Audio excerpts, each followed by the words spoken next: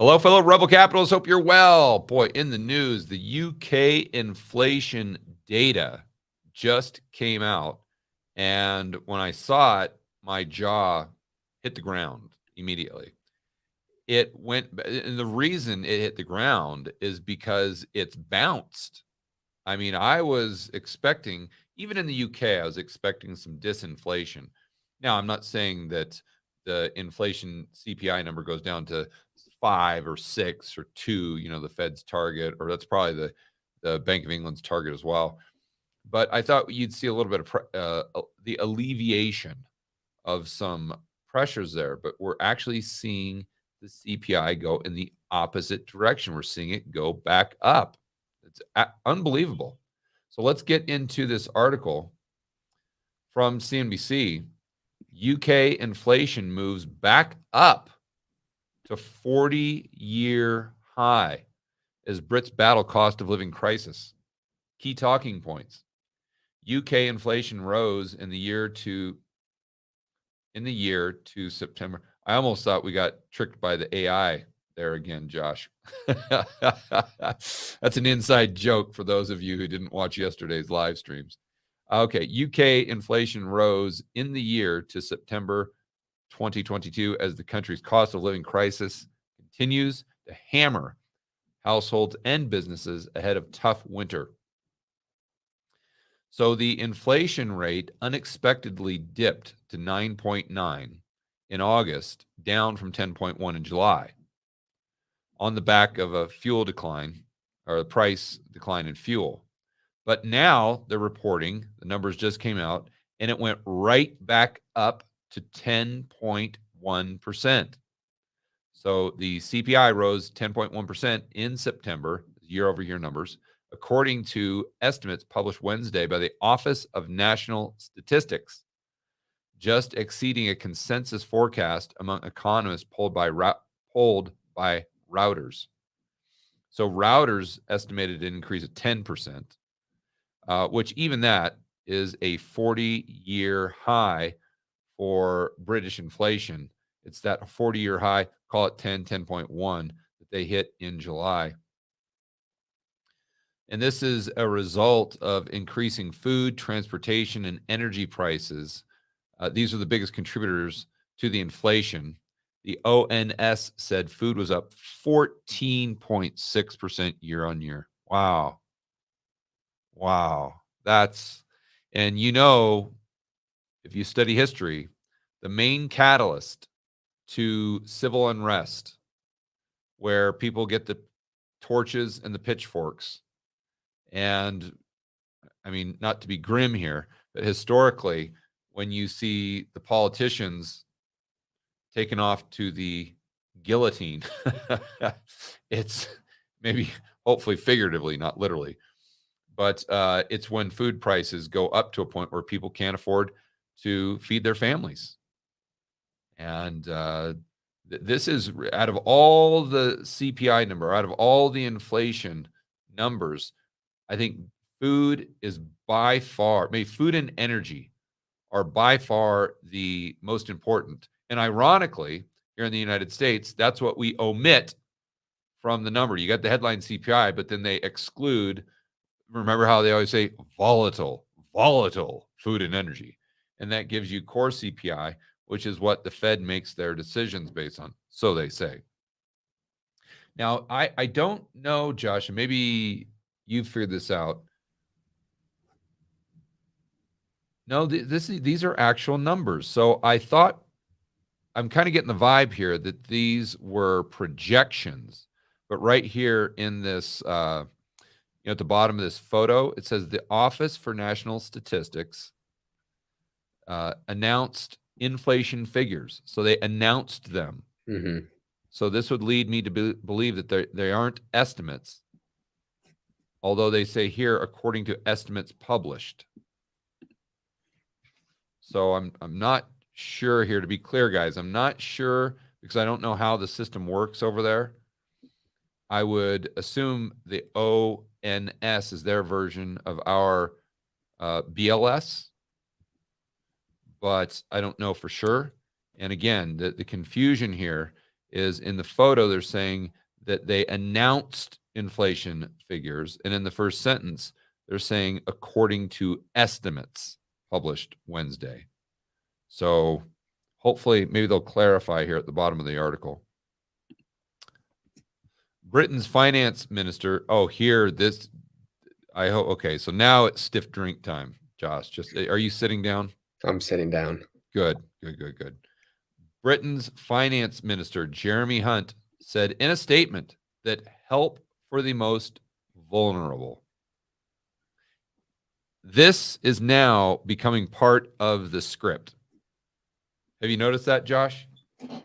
The global elite, you know, I don't know what they do, but it seems like they just kind of issue a script to all the minions, and the minions just basically get their cues and their specific terminology right off that script.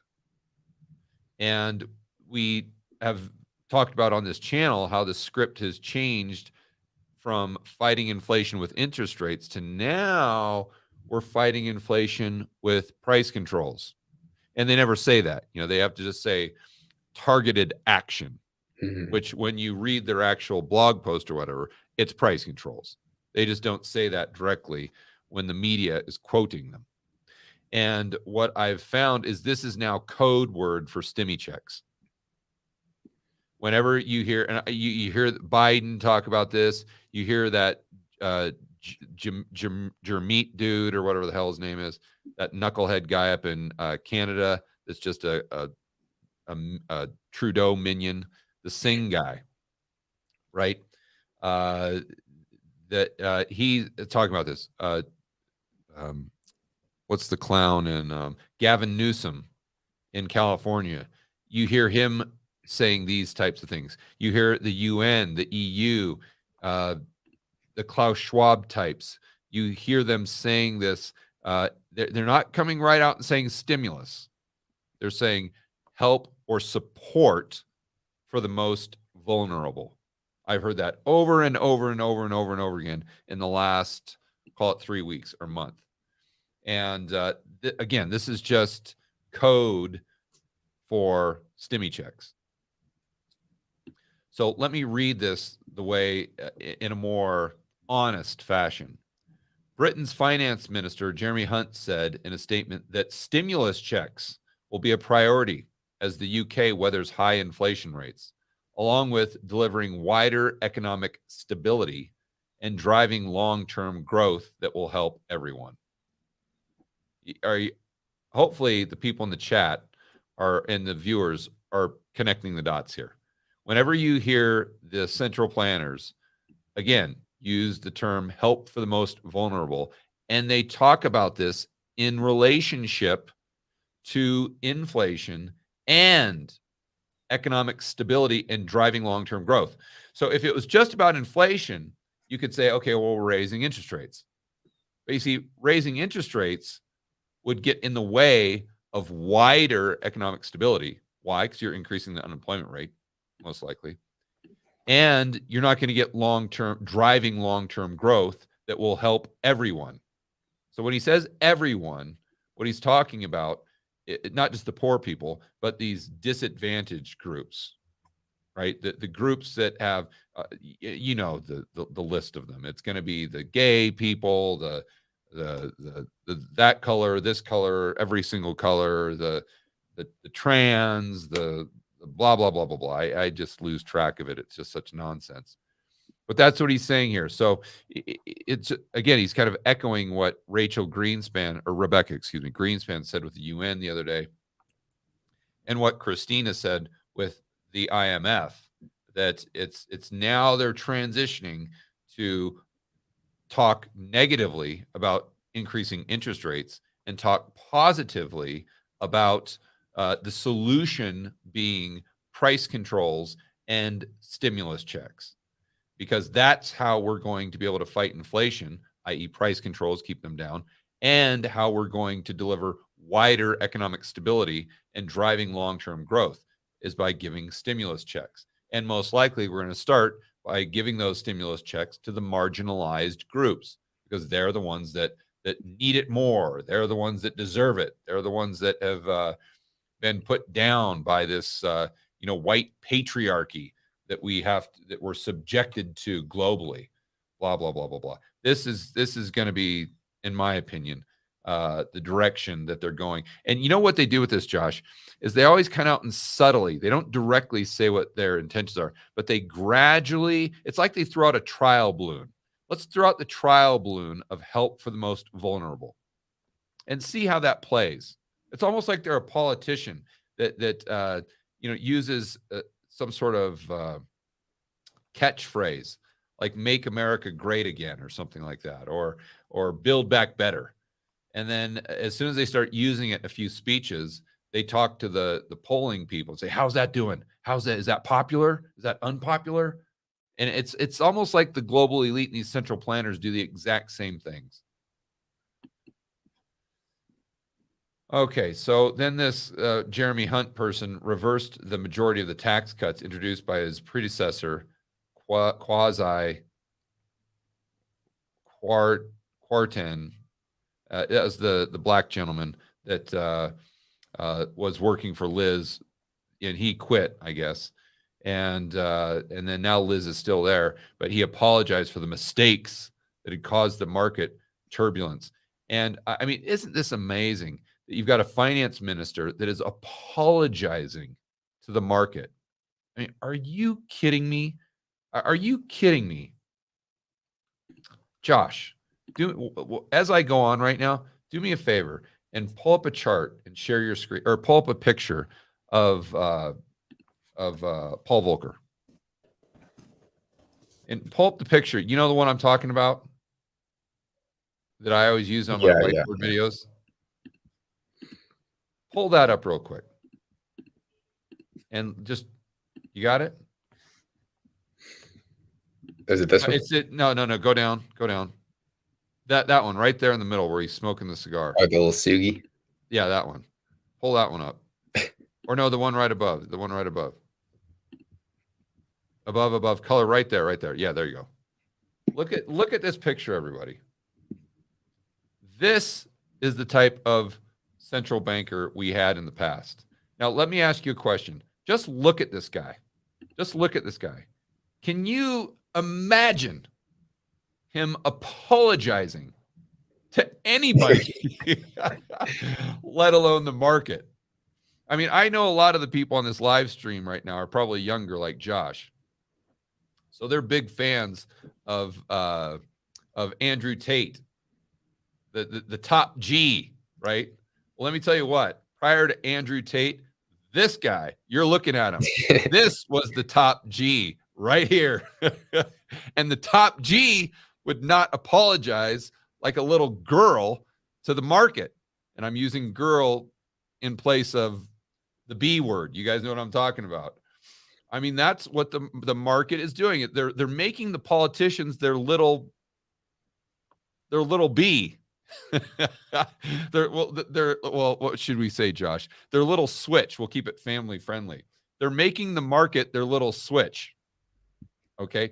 Can you imagine this guy right here that's got the cojones to go in front of Congress smoking a massive stogie? Just the top G alpha male right here. Can you imagine this guy being anybody's little switch? I don't think so. So we've traded in the likes of Paul Volcker, and we've moved to this guy right here. Look at this.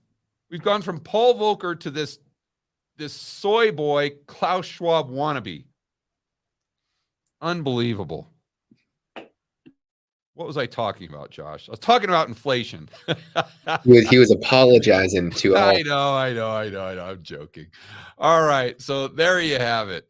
The UK inflation rate, most likely up. I guess we can't really tell if this is a projection, but even that is big news here. And the main takeaway is that this is a big problem. And it looks like it's going to continue to be a problem long term in the UK. And obviously, the politicians are going to just bend over and take it from whatever the market wants to deliver.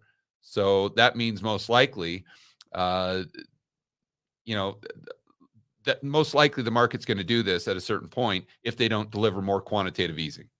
That's really where I'm going with it. And I think that's why the US markets are up to the degree to which they are, because they're looking across the pond and they're looking at all those politicians and them just bending over and grabbing their ankles for the market. And they're saying, hey, well, if those politicians are doing it, then most likely our politicians are going to do the exact same thing. And that just means that we're going to quantitative easing or whatever type of market shenanigan the Fed and the government pull out of their bag of tricks. They're going to support the market. That's, I think, and now I'm not saying they're going to do that. I'm saying this is probably what the market is interpreting, because we don't have any top G's anymore. We don't have any people with the cojones to go in there and smoke a cigar. Although that would be fantastic. How great would that be to have someone go in front of Congress today and just light up like a massive cigar? That's what Doug Casey would do. That is what Doug Casey would do. That's right. That's right. We still have some of those guys around, some of those OG top G's like Doug Casey. That's for sure.